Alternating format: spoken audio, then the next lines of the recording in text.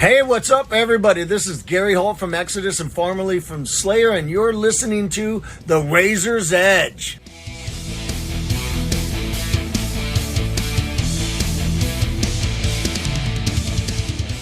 Tonight I have with me Andrew from My Dying Bride. Andrew, welcome to The Razor's Edge. Thank you very much. It's a pleasure to be here. So before we talk about the new My Dying Bride album, I wanted to jump back if we could, before the days of you being in bands. So how did you first get into heavy music? I like this question. I mean, really because it takes me back to why, it was a friend of mine when I don't know, maybe 12 or something like that, 11 or 12. And the short version is that his mum and dad were like old hippies. That's what we'd call them nowadays anyway. But they were kind of into the rock scene, and it was basically an album cover that when they were out once, we were looking through their records, me and their son, who was my best friend at the time, and we found Bat Out of Hell, and was immediately inspired by the cover that this should be played as soon as they're out of the way. And then we played it, and then from that point forward, there was really no going back for me. Similar to the friend's name was Paul Crompton. He's probably still around somewhere. And I just loved it. I mean, I'd never quite heard anything like it. I mean, because we were we were just normal kids. We were brought up on the radio, so we didn't really know what rock music was. But I thought that was heavy metal back then. I've since grown up enough to know that it's probably rock opera, but we don't want to dwell on that. So it was basically that, an accidental, as a young kid, impressionable kid, if you will, saw that cover and I thought, what's all this about? And then when I heard it, that was me. After that, it was Saxon, Iron Maiden, and off we went. We're no looking back. Yeah, and it's interesting you mentioned that the cover drew you in, and that was always when physical media was in its prime. That was always, you go into a shop and you look and this album cover, I'll get this. Yeah. Yeah. Do you think we've lost that over the years going digital? I do. I just do. I think, and we've also lost the art of learning the lyrics to a certain degree. Because I think I don't want to. There's a psychology to it, which we probably don't have enough time to go through here. But you look old enough to understand. I'll try to be brief. When we were kids, and albums you had to physically buy and hold, there's an immediate emotional attachment that you get that you don't get from anything digital. In my opinion, I might be wrong because I'm not a psychologist. So I'm going from my experience. So when we bought records, even ones some of the records I bought, I didn't immediately like, but I love them now because I held on to them. I was forced to. I didn't have the money just to willy-nilly swap them and those kind of things. So I think people, all right, yes, we've got more choice and a more immediate access to things, but we've lost, and no one cares. Anybody listening to this, they'll just say, fucking, no one gives, no one cares. Fuck him, that's his problem. But yeah, we did. We lost somewhat. Well, the heavy metal art continued. It just got smaller. We didn't lose the love of it. We still love t-shirts. I mean, I'm still into all of that. But I just think we lost the ability to really relish it, and because people buy vinyl. I buy vinyl, and I don't have a record player. Yeah. Because my eyes aren't great. I wear glasses every now and then, like yourself. So if I want to see things, I'd like them on in large. So an album now makes even more sense. But yeah, I'm not sure that it would have had the same impact if I just randomly heard it or saw a thumbnail, let's say, something ridiculous like that. We have lost something. I could really, we could whine about that all night, I think, about what we've lost. But yeah, no, I'm a big fan of the way. Well, in fact, I actually quite like the way I discovered heavy metal. It was honest. It was just as simple as that. Yeah, and as you said, when you bought an album, you had that connection with it, and even if it wasn't immediate, you grew to love it. And I think in the digital world now, you don't even get that, do you? Because you put something on Spotify, oh, I don't like that, and you never go back to it. Whereas if you bought that album, you'll play it over and over again, even if it doesn't grab you that first time, and it eventually does. So, especially from your point of view, do you consider those things when you're writing an album? Oh, it needs to grab people straight away because they'll listen to it digitally. No, not with this. You can't do that there's no catchy riffs, or we can't do that in MDB. And I'm not entirely convinced it works anyway. Well, I mean, I know it works. Don't get me wrong. I know it works, but I don't think it works well enough now with Spotify, particularly in that sort of realm. Because and I'm basing this on a few people I know who are much, much younger than me, sort of half as old as I am. And these are grown men still, even at half my age. And their attention span for music is almost nil. They will bounce across tracks, giving almost none of them a minute. I mean, you gave that one no chance, you know what I mean? And this one's hardly had any chance. So certainly for My Dying Bride, we just do what we always did. We just pretend it's 1990s again, and we write songs we think will fit then, because they certainly won't fit now. But that's what we look towards. That's what we do. We never really think about sales. I mean, I'm going back to work tomorrow, just like everybody else, and I'm quite happy with that. We appreciate what we have got, but understand where we actually are in the world, in the musical world, if you will. So no, it allows us, again, to use the word honest twice in quick succession. It allows us to be very honest to the music. We're not chasing anything. We write to what I consider sort of the template that has to fit under the title My Dying Bride. If it fits under that, it gets a good shout. Excellent. So we went off a bit of a tangent there based on off your Meatloaf album cover and everything. Yeah. So back to the present day. My Dying Bride released your 15th album, Immortal Binding, on April 19th, and I've been listening to it the last few days, and I think it's fantastic. So how happy are you with this album? Happier now that you've said that by one, because I don't have a massive social circle, and I don't do social media at all, really. So I don't really know what the albums are like. I'm relatively confident we have made a good My Dying Bride record, but that doesn't mean anything other than that. So far, people like yourself, who I consider balanced and experienced music listeners, are saying that we haven't spanned this badly, and some have been more, nicer than that, just like yourself.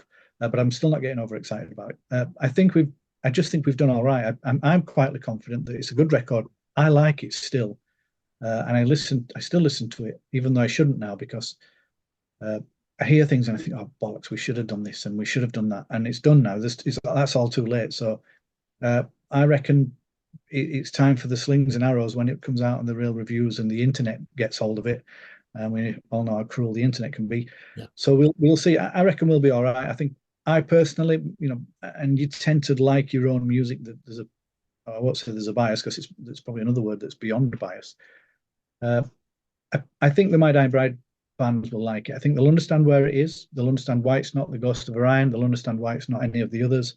But I think they'll recognize it as being, hopefully, I was going to say honest again then, just a simple, straightforward, because that's what we aimed at: straightforward riffs, straightforward music. No overly complicated instrumentation or anything like that. No third-party musicians, even though we loved them on the last album, actually. Just the band playing heavy metal in a doom of some description style. Excellent. So what goes into writing a My Dying Bride album? If you saw us at rehearsal, it's coffee. Lots of coffee by the looks of things. And it's rehearsals. It's lots of rehearsals. I've been in this band for as long as anybody now, so I kind of know, and everybody, in fact, I've said that most of the band, even Neil, who's basically brand new, he's known us for 30 years. Everybody knows what My Dying Bride should be, and no one's trying to bend it one way or the other and take it out of the realms of what, whether it's gothic doom, death doom, doom, or some people don't even consider it as doom anymore, which is also fine. So it's difficult to say what we are when we're trying to create it. But we know what we're aiming for, it's an element of melancholy. We like the slow, heavy riffs. That's abundantly clear, and I reckon it's practice. You keep self-editing, or I certainly do, because I have lots and lots of riffs which I chop and change even before we take them to rehearsal. And we just practice and practice and practice. Hard work might be the other way, even though it doesn't feel like it. Do you pay any attention to the reviews when they come in, when the press are giving feedback or promoting it with the fans? Do you pay any attention to what they have to say? Yeah, I pretend I don't, but I think I really do. I try to not care, but you can't. you've invested too much time well, in fact, and invested a lot of money as well. So you kind of you are interested, and obviously no one wants to see anything they produce be classed as a failure or classed as substandard or any of those negative sort of descriptions. So as much as I probably don't look as closely as some of the other members, I do. I will. I mean, like with the new videos we've just released, I managed to avoid looking at the first one, and I thought I was very well disciplined. But I have to admit, I've looked at the reviews on the second one, and most of them have been very positive, which has been nice. Yeah, it's always interesting because a lot of people have different views that I've spoken to, and some don't care what anyone has to say, but others take it very personally. So it's always interesting to find out whether you do pay attention or not. So, well, I pay attention, but you can't afford to care because some of these people are deliberately malicious, and you can see it. I mean, maybe not a professional review. That just might be a harsh sort of wake up call on your style of music. Yeah. But the random stuff, comment sections particularly. Yeah.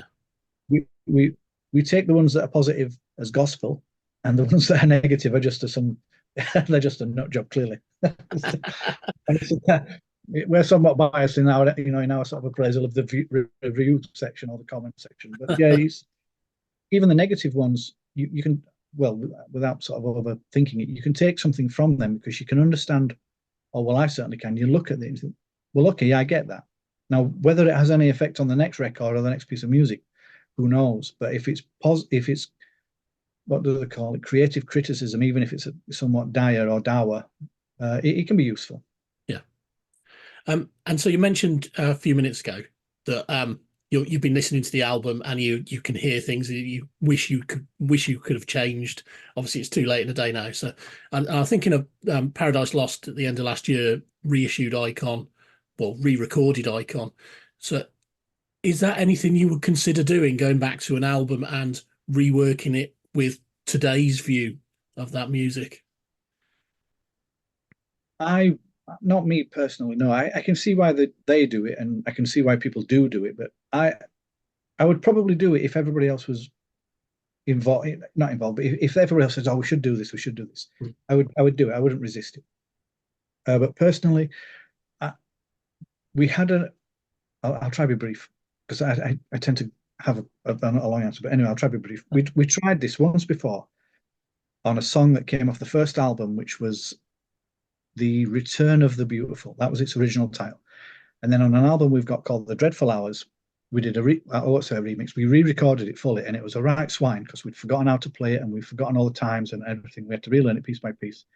And it took some doing because we don't count in normal numbers, because why would we? Well, back then. And then when we recorded it, it sounded heavy as fuck. And we thought, wow, that's something else. And then we played them side by side and everybody liked the original.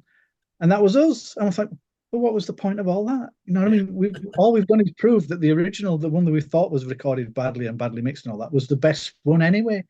So in many respects, we got that kind of out of our system some years ago. Yeah. So I mean, I'd do it, but I'm not sure it'd be as well. I don't think it's for us right now.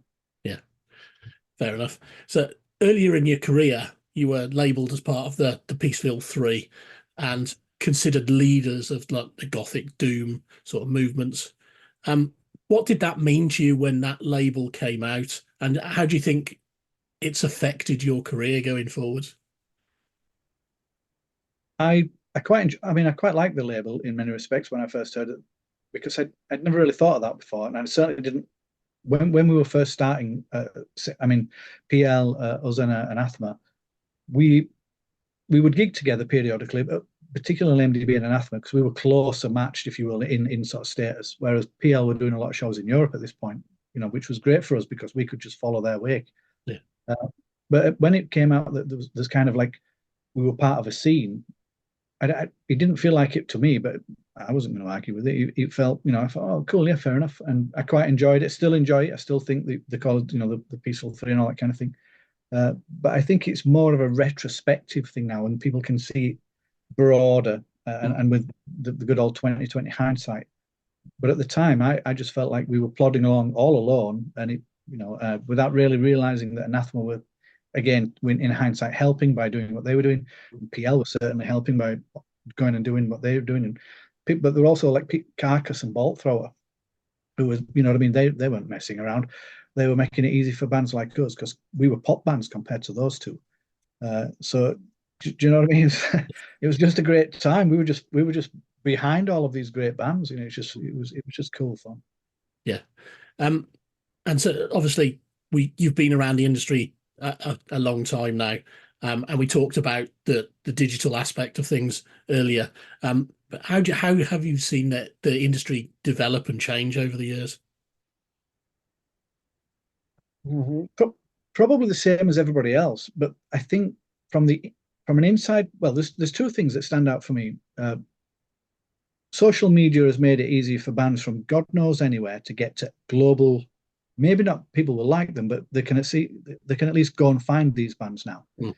So if you want an obscure band from Guatemala, you can do that, and you can figure it out pretty quickly. Whereas before, you'll remember this, going by the color of your beard, we had websites and tape trading, Yeah. and and it took ages, and it send back my stamps and all of that business. You know, people putting Brit stick across the stamps. That was our web, that was our link, and it was slow, and it was laborious, and it was unreliable. So the speed of which you can find new bands today is phenomenal.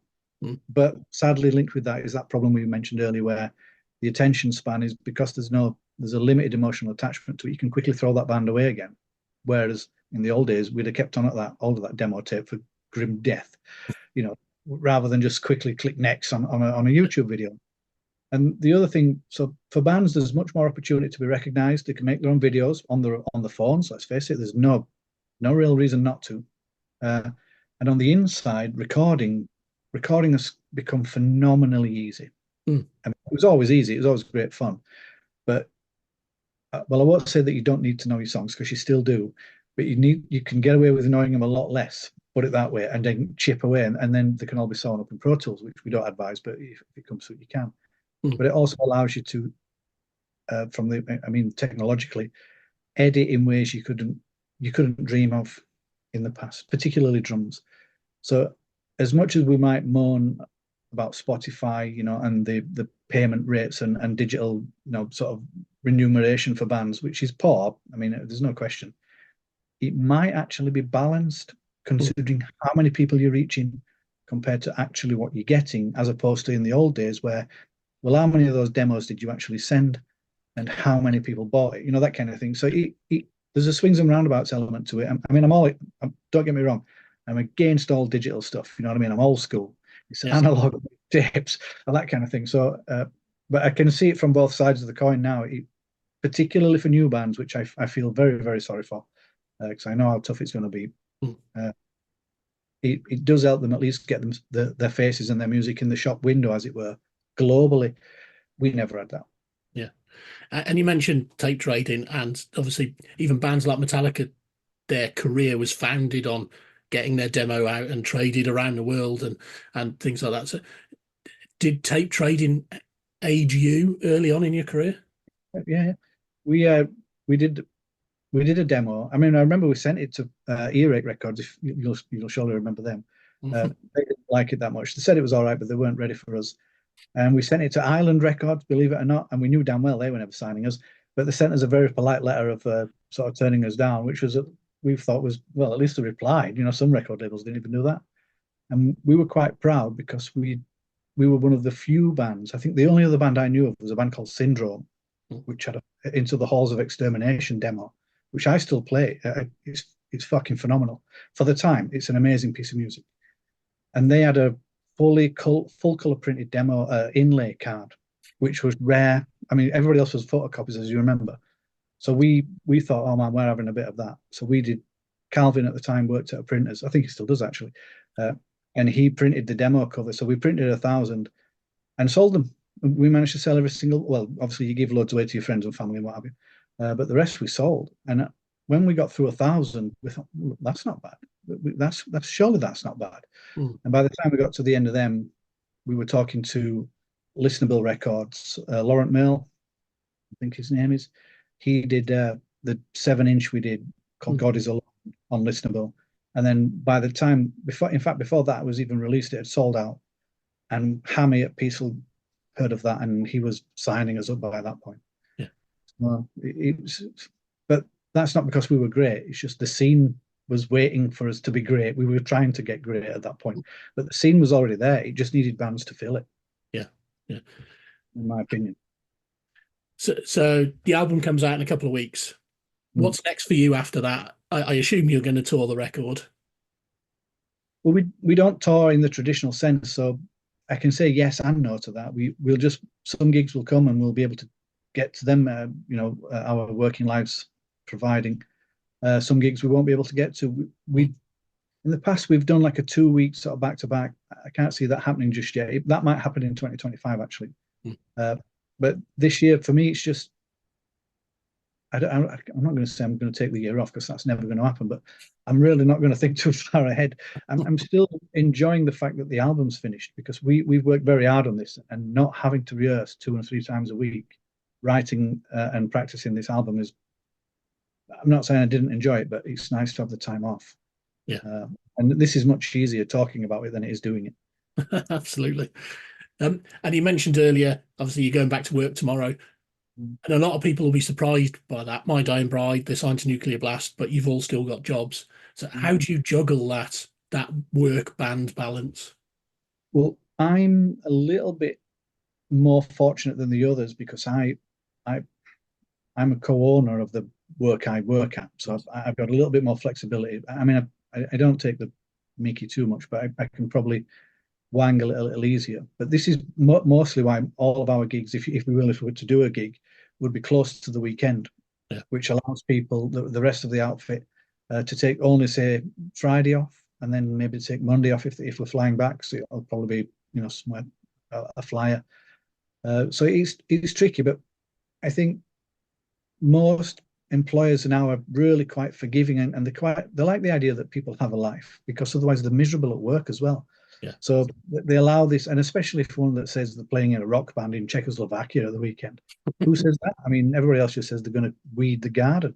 Yeah. I think they quite enjoy the fact that someone's doing something different, and we don't have to cancel many gigs, or we don't have to say no to many gigs, and we just play it like that. It's just one of those things.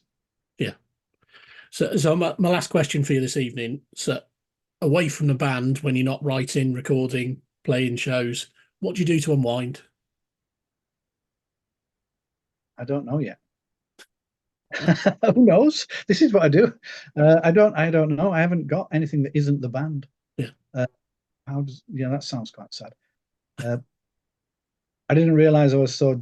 I don't really have a. This is the hobby I do when I'm not asleep and I'm not at work. If you know what I mean. This is, if I'm not doing this, I'm at work or asleep. Yeah. So I don't really have an outside hobby. I have something that takes my time that I wish it wouldn't. I own an ex-military Land Rover. It's quite cool. I've had it for many, many years. And I spend a lot more time on that, taking parts off and putting parts on, than I ever thought I would. So maybe you could say, repairing and maintaining this military Land Rover is now my new part-time job. That's great. So, Andrew, it's been a pleasure talking to you this evening. Immortal Binding is out on Nuclear Blast on April the 19th, and I wish you all the best with this album, because it really does sound good. Well, thank you very much. Much appreciated.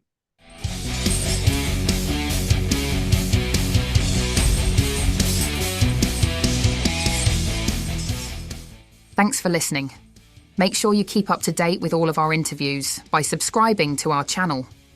For all the latest news, reviews, interviews and more, head over to our website, www.therazorsedge.rocks.